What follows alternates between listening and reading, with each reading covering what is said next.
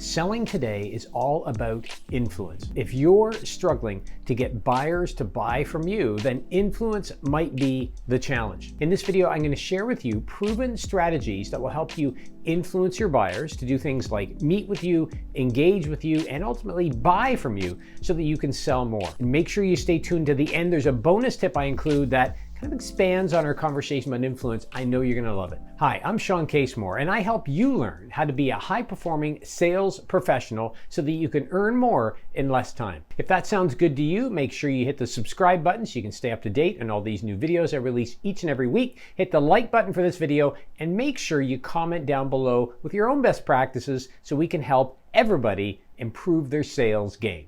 You know, influence in selling is like peanut butter and jam, or hot dogs and ketchup. You get the point. When it comes to selling, you have to be influential.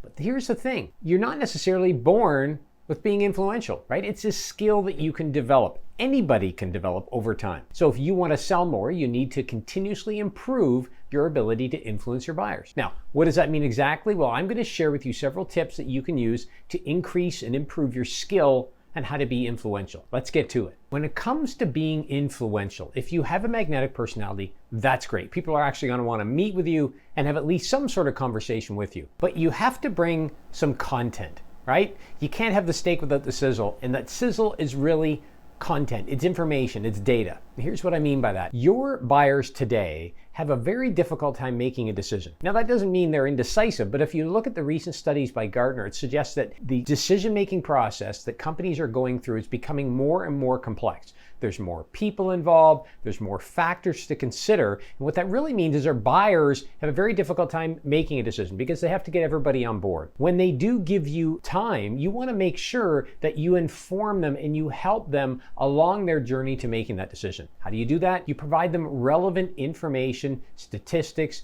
data that supports them and their decisions. So you might show them information on how your equipment increases their uptime. You might show them information on how your financial services has reduced the overhead for many of your clients. You might show them information that suggests that the insurance that you sell has protected your clients for over 30 years. Whatever you're selling, you want to be equipped with information that is going to help your buyer along their journey. And the way you know what the right information is, because keep in mind, this isn't about information overwhelm.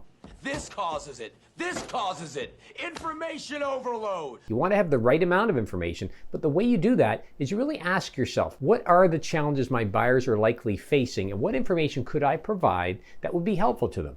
Do you want to know what it is?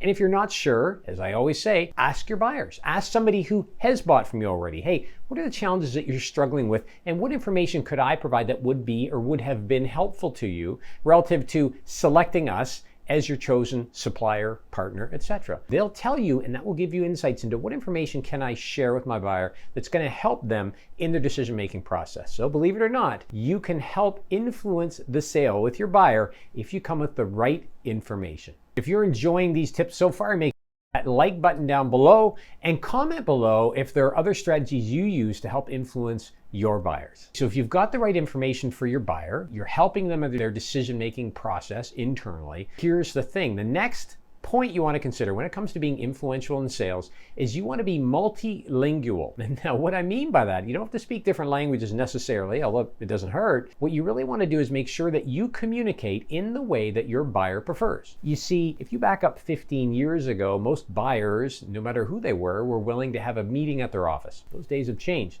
Some still want that. Some want to go for a coffee. Some want to go for lunch. Some want to connect on LinkedIn. Some prefer to use Zoom. Some like email. Every single buyer is different. And if we want to be effective at communicating and thereby influencing, we need to be fluent, if you will, on the channel that our buyers prefer. So if I call you and you call me back, and then you call me another time, I can automatically make the assumption you prefer the phone. Now, if you jump onto email, start moving through emails and sending me a lot of emails, I'm gonna go there. But I'm not gonna force you down a channel that you don't seem to prefer. And if I've connected with you on multiple different channels, what I might say to you is, how would you prefer to communicate, right? That's a question I often ask many of my clients when we first engage. I say, we've connected here on LinkedIn. Is that your preference, or would you rather have a phone call or Zoom? Just let me know. So what I'm really doing is making sure I'm aligning with the communication channel my buyer prefers. That is fundamental to being able to influence the sale. Here's the next thing I want to share with you when it comes to being influential in sales.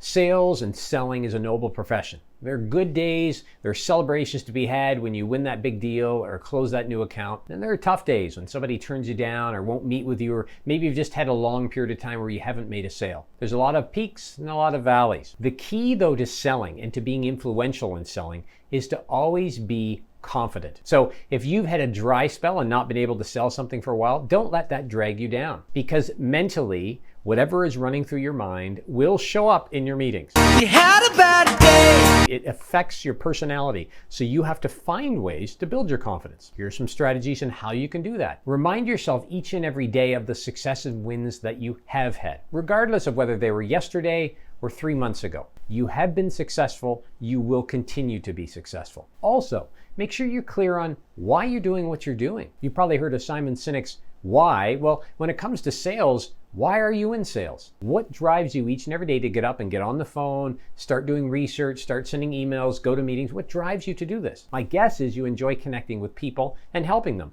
But remind yourself of that. Remind yourself of why you're doing this, because that will drive you to continue to move forward even when the chips are down and your confidence might be low. Last but not least, and this is absolutely critical when it comes to confidence. It's the old saying, fake it before you make it. If you're not that confident, and there's sometimes when all of us reach a point where we're not that confident, fake it. Put on a smile and get out there and go sell something, as you probably heard me say in many of my live streams. But here's why. Studies have shown that just by forcing ourselves to do something, putting on a smile and just moving forward, we actually activate endorphins in our body that ultimately help us to be more confident. It's the very reason why somebody who doesn't want to do some skydiving, just before they jump from the plane, they don't want to do it. But a few minutes later, when they actually force themselves to go ahead, if you were to follow them in the sky, they'd be screaming and, for the most part, having a blast. You've probably seen videos like that. By the way, I've never jumped out of a perfectly good plane. I ride in a lot of them. I have no plans to jump out of one soon, but kudos to you if you do. The point is, we are responsible for our confidence, and we can't let the valleys bring our confidence down. Now, I guess the precursor here I want to mention is, don't confuse confidence with arrogance. Confidence is strong, confident, and confident in you, your solutions, and how you can help. I'm not talking about arrogance and telling the buyer everything they don't need to know, okay? So just be clear on that. But that is critical if you want to be influential in the sale, because the thing is, buyers can sense when you're not confident.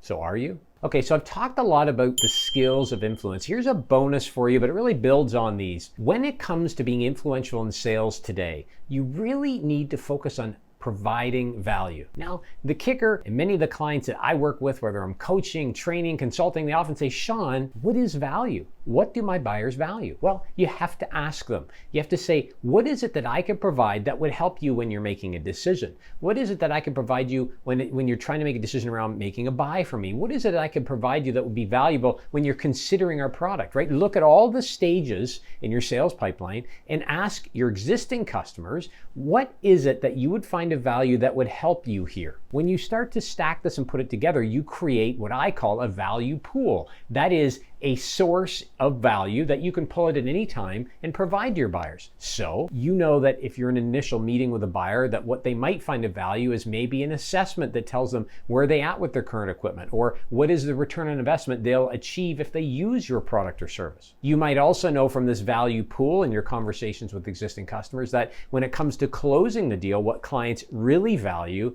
is you giving them a couple weeks to review the proposal, or maybe they value a simple proposal, or maybe they value a video explaining the proposal. Whatever it is, ask your clients for each stage of your pipeline, what is it that would be helpful to you here?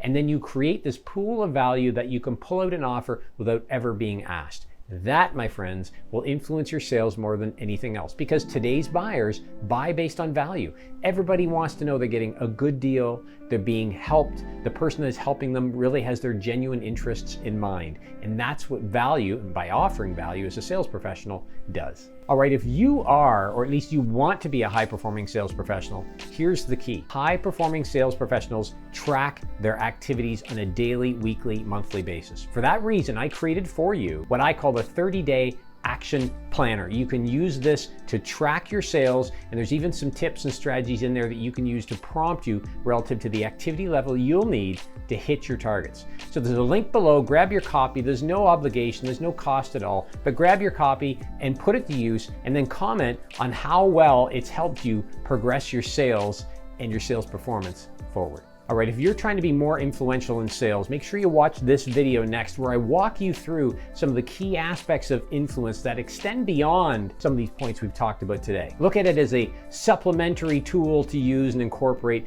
as you build your influence skills. And as always, get out there, apply these skills, and let's go sell something. We'll talk to you again soon. Take care.